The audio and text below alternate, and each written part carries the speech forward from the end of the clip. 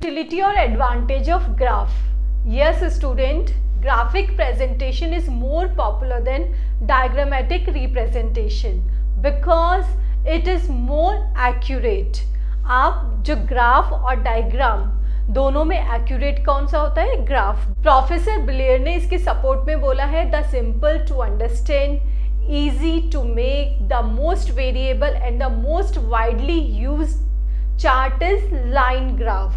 So you can conclude that table और diagram से more preferable क्या होता है? graphs होता है. इसकी authenticity होती है. डॉक्टर्स भी इसको यूज करते हैं. Fine. Graphic presentation is a functional form of art as well as modern painting और architectural design. यस स्टूडेंट्स, जो हमारा ग्राफ है वो भी मॉडर्न पेंटिंग या आर्किटेक्चरल डिज़ाइन के जैसे ही होता है. इसके सपोर्ट में देखिए मैरी एनोव ने क्या बोला है?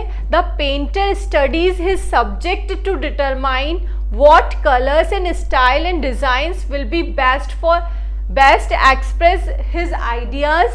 The same kind of imagination is exercised by the graphic artist and analyst. जैसे एक पेंटर पहले से ही डिसाइड करता है कि उसको कौन सा कलर, स्टाइल और डिज़ाइन लेनी है, वो अपना इमेजिनेशन करता है जिससे कि वो अपने व्यूज़ को बेस्ट प्रेजेंट कर सके. वैसे ही जो ग्राफिक एनालिस्ट और आर्टिस्ट है वो भी अपने डेटा को या अपने कंक्लूजन को बेस्ट प्रेजेंट करने के लिए इन सब चीज़ों पे वो एक्सरसाइज करता है जैसे कि एक पेंटर करता है. Fine. Graphical presentation is a scientific method. Next, points of advantage of graph. There are two type of advantages. First is general advantage and special advantage. इसकी एडवांटेज डिस्कस करने से पहले हम टेबल, ग्राफ और diagrams के बारे में discuss कर रहे हैं. लोग स्टूडेंट्स, जब भी इन्वेस्टिगेटर अपनी इन्वेस्टिगेशन में टेबल यूज करता है, ग्राफ यूज करता है और डायग्राम्स यूज करता है तो more effective, more easy to understandable उसके लिए क्या होती है? सिंपल लुक से आप किसको इजीली समझ पाएंगे? ग्राफ्स को. बिकॉज डायग्राम के कंपैरिजन में जो ग्राफ होते हैं वो मोर साइंटिफिक होते हैं. Table are seen more lengthy and complex. Fine. But उसी टेबल को अगर आप ग्राफ फॉर्म में देखते हैं तो आप इजीली इंटरप्रिटेशन कर लेते हैं. फाइन. तो अब ये हम फर्स्ट एडवांटेज डिस्कस कर रहे हैं. First is attractive and effective. As we discussed earlier, graphs are more effective than table और diagrams. Fine. At the first sight you can easily interpret that what is happening. आप graph देखकर easily conclude कर लेंगे कि क्या हो रहा है और क्या हो सकता है. फाइन. Graphs are more attractive by constructing them more beautiful. Graphs को more beautiful बना सकते हैं डिफरेंट टाइप के ग्राफ यूज करके, कलर्स से. फाइन. बट एज कंपेरेटिवली आप टेबल्स को अट्रैक्टिव नहीं बना सकते हैं. Fine. Now very easy to understand. Complex and untempted data can easily be understood with the help of graph. Graph की हेल्प से आप इजीली अंडरस्टैंड कर पाएंगे इतने कॉम्प्लेक्स डेटा को. There is no need to put pressure on the mind. आपका mind directly click कर लेगा द चेंज ऑफ डायरेक्शन और द स्पीड ऑफ डेटा कि कैसे क्या चेंजेस हो रहे हैं डेटा में. Next is useful for comparison. Comparison between two और more data become easy with the help of graph and the change in them can easily be understood at one side. आप graph को देख के आप first side में पता लगा लेंगे कि क्या चेंजेस हो रहे हैं और क्या नहीं हो रहे हैं, which is not possible with the help of table. इसको हम एक एग्जाम्पल से समझते हैं. This is an example of table and graph. नीचे आपको टेबल गिवन है जिसमें बैच 1 और बैच 2 है जिससे रिलेटेड डाटा ये शो किया गया है. अब आप इस टेबल को देखोगे तो आप इससे इजीली इंटरप्रिटेशन नहीं कर पाओगे. बट इसी टेबल के ग्राफ को आप जब देखते हैं तो बैच 1 ये देखिए ब्लू जो वाला है वो बैच 1 को प्रेजेंट करता है और बैच 2 को रेड वाला प्रेजेंट करता है। अब ब्लू में यहाँ पे ये बेस लेवल से इंक्रीमेंट कितना हो गया 40, फाइन, यहाँ से ये 50 पे पहुंच गया, फिर डिक्रीज हो रहा है, डिक्रीज और इंक्रीज। फ्लक्चुएशंस हम ग्राफ से इजीली पता कर पा रहे हैं। हमने सिर्फ 2 आइटम्स को डिस्कस किया है।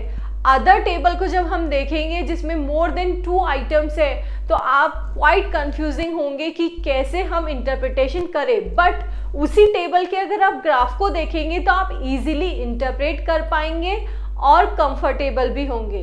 नेक्स्ट आप इस टेबल को देखिए, ग्राफ को देखिए कि ये मोर इफेक्टिव है, इजी टू अंडरस्टैंड है और कंपेरेटिव स्टडी में हेल्पफुल रहती है। नेक्स्ट इज सिंपल और परमानेंट इंप्रेशन। यस स्टूडेंट्स, आप जब किसी स्कैटर डेटा को देखते हैं तो आप उसको मेमोराइज नहीं कर पाते हैं, बट अगर आप उसके ग्राफ को देख लेंगे तो आप उसको इजीली मेमोराइज कर पाएंगे। So we can say the data become more intelligible for common man. Common man भी उसको इजीली रिमाइंड रख सकता है। Next is time and labour saving. सिर्फ इसी मेथड में आप टाइम एंड लेबर सेव कर सकते हैं in comparison of table and diagrams. इसका एक एग्जाम्पल है कि डॉक्टर अगर किसी पेशेंट के टेम्परेचर की रीडिंग ले रहा है तो वो उसके टेबल के कंपैरिजन में उसकी ग्राफ को रिमाइंड कर सकता है और उसे इंटरप्रिटेशन कर सकता है। तो वो टेबल के कंपैरिजन में वो ग्राफ क्या हो गया, टाइम सेविंग हो गया और लेबर सेविंग हो गया, क्योंकि वो इजी एंड फास्ट इंटरप्रिटेटिंग है। जनरल एडवांटेज हमारी एवरी फील्ड ऑफ लाइफ में यूज आती है, बट हम यहाँ पे बात कर रहे हैं स्पेशल एडवांटेज की in reference of statistics. Statistics में इस ग्राफ की क्या यूटिलिटी है और क्या एडवांटेज है। First is knowledge of central values. Yes students, if you have shown frequency distribution in the graph, अगर आपने फ्रीक्वेंसी डिस्ट्रीब्यूशन को ग्राफ के थ्रू प्रेजेंट किया है तो you can easily calculate mean, median, mode, percentile, quartiles with the help of graph. Next is study of correlation and inversion. Yes students, correlation और inversion को भी आप with the help of graph easily understood कर पाएंगे. With the speed of curve, we can judge correlation or inversion between 2 or more data series और variables. Curve देखेंगे तो किस स्पीड से वो ग्रो कर रहा है, उससे आप उनके कोरिलेशन को हम इंटरप्रेट करते हैं बिजनेस स्टैटिस्टिक्स में। Next is facility of interpolation and extrapolation. With the help of graph we can easily interpolate या extrapolate the values without using formula. आपको फॉर्मूला भी यूज नहीं करना है, आप इजीली इंटरप्रेट कर पाएंगे। Next is representation of time series. Time series can be represented effectively with the help of graph. Direction and degree of change can easily be interpreted or guessed with a single sight कि क्या up downs हो रहे हैं, क्या changes हो रहे हैं, आप सिंगल साइट में उसको पता कर सकते हैं। Presentation of frequency distribution. Yes students, frequency distribution का नेचर समझने के लिए हम ग्राफ्स को यूज़ करते हैं। Like frequency distribution is normal और एबनॉर्मल, सिमेट्रिक या असिमेट्रिकल, तो इन सब को हम इजीली ग्राफ से समझ जाएंगे। Constructing of graphs, as we discussed earlier, graphical presentation is a scientific method of analysing the data. हमने ग्राफिकल मैथड को एक वैज्ञानिक विधि, साइंटिफिक मेथड बताया है। एज साइंटिफिक मेथड में सर्टेन रूल्स होते हैं, वैसे ही वाइल कंस्ट्रक्टिंग ग्राफ हम कुछ रूल्स को फॉलो करते हैं। That are, first is appropriate heading. There should be appropriate and complete heading of each graph. हर ग्राफ में एप्रोप्रिएट और कंप्लीट हेडिंग होनी चाहिए, so that at the first sight reader can understand its meaning and purpose, जिससे कि आप देखते ही उसका मीनिंग और पर्पस इजीली समझ जाएं। फाइन, देखिए इधर, दिस इज एन एग्जाम्पल। इसमें हेडिंग कौन सी है हमारी, ये है हेडिंग, ये हमारी हेडिंग है। that is index numbers of wholesale prices 2001 to 2009। अब आपको इसी हेडिंग से पता लग रहा है कि इसमें 2001 से 2009 तक के index number of wholesale price बताए गए हैं। इधर आ गए आपके ईयर्स, ये रहे आपके index numbers of wholesale prices. तो इस लाइन से, इस हेडिंग से हमें इसका पूरा पर्पस और मीनिंग पता लग रहा है।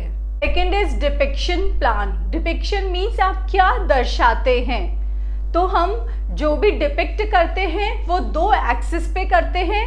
फर्स्ट होता है हमारा horizontal axis, that is x axis, and vertical axis जो होगा वो होगा वाई एक्सिस। इस एक्स एक्सिस पर हम शो करते हैं इंडिपेंडेंट वेरिएबल्स और वाई एक्सिस पर शो करते हैं डिपेंडेंट वेरिएबल्स। तो depiction plan should be clear कि कहाँ आपको इंडिपेंडेंट वेरिएबल यूज करना है और कहाँ डिपेंडेंट वेरिएबल यूज करना है। मिडिल में आपके जीरो शो नहीं होता है। Next is choice of appropriate scale. There is no hard and fast rule of selecting the scale. Fine, like अगर हम 4 स्टूडेंट्स को एक डेटा देते हैं, अपने अकॉर्डिंग अलग अलग स्केल यूज करके वो ग्राफ बना सकते हैं। So we can say there is no hard and fast rule, but हमें ध्यान रखना चाहिए nature of figures and the size of graph paper, उसी के अकॉर्डिंग आप अपने स्केल को डिसाइड करें। फाइन, देयर आफ्टर आपको ये भी देखना होगा कि जो आपका ग्राफ है वो सेंटर में आए, जिससे कि आपका ग्राफ मोर ब्यूटीफुल लगे। फाइन, तो we can say that there is no hard and fast rule of constructing the scale. Next, अगर हम टाइम सीरीज की बात करते हैं तो टाइम सीरीज के केस में जो हमारा एक्स, ये देखिए ये एग्जाम्पल टाइम सीरीज पे बेसिस है क्योंकि यहाँ पे ईयर्स गिवन है। तो एक्स एक्सिस पे वो कभी भी जीरो से स्टार्ट नहीं होगा क्योंकि जो ईयर्स है वो जीरो नहीं होते हैं। तो इसलिए ये देखिए यहाँ पे जो भी एक्स एक्सिस पे है वो जीरो से स्टार्ट नहीं है। हाँ, जो वाई एक्सिस, जो वर्टिकल लाइन है वो जीरो से स्टार्ट हो सकती है। तो इस टाइप से आपको स्केल लेते टाइम पे कुछ चीजों को ध्यान रखना है। Next is false base line. इस ग्राफ में फॉल्स बेस लाइन है हमारी ये।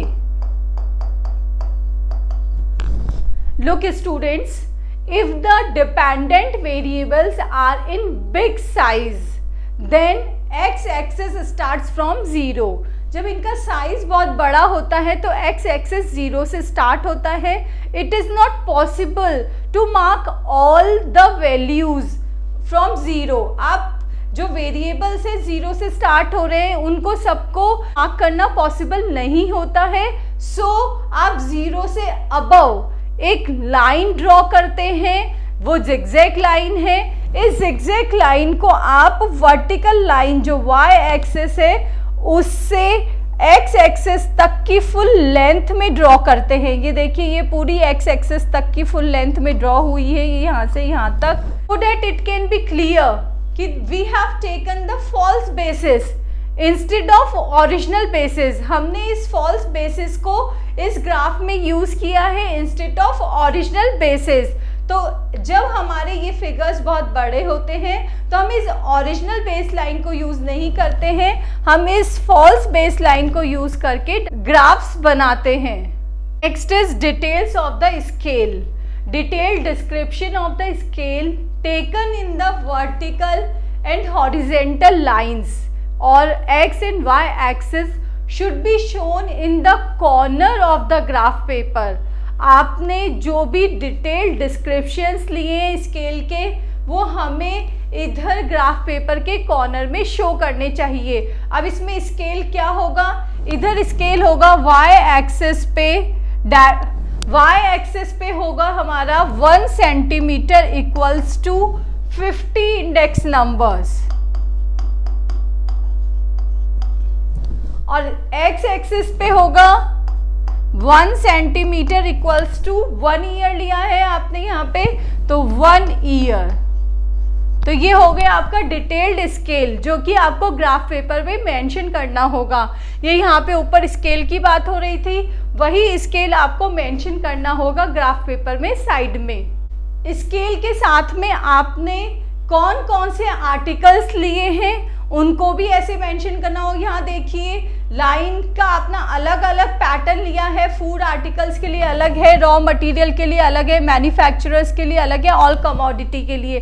तो आपने जो जो क्राइटेरिया डिसाइड कर रखा है उसको आपको स्पेसिफाई करना होगा ग्राफ पर। Next is presentation of different units. ऊपर हमने दो यूनिट्स या दो वेरिएबल्स की बात की थी, first is dependent, second is independent. Independent variables को हम एक्स एक्सिस में शो करते हैं और डिपेंडेंट वेरिएबल को वाई एक्सिस में। If the data of more than one unit are shown on the graph paper then data are presented on the second y-axis line which is drawn in front of first y-axis line. Look students, अगर आपको एक unit से ज़्यादा units का data graph paper पे show करना है, जैसे यहाँ पे होलसेल प्राइस इंडेक्स है और अगर आपको रिटेल प्राइस इंडेक्स भी शो करना है, तो हम क्या करेंगे, उस डेटा को दूसरी वाई एक्सिस लाइन पे शो करेंगे। हमारी फर्स्ट वाई एक्सिस लाइन है जो शो कर रही है होलसेल प्राइस इंडेक्स को। फाइन, यहाँ हम दूसरी वाई एक्सिस लाइन ड्रॉ कर रहे हैं, देखिए इधर, वो इधर ऐसे ड्रॉ हो जाएगी इसके जस्ट सामने। फाइन, और यहाँ हम शो कर देंगे रिटेल प्राइस इंडेक्स।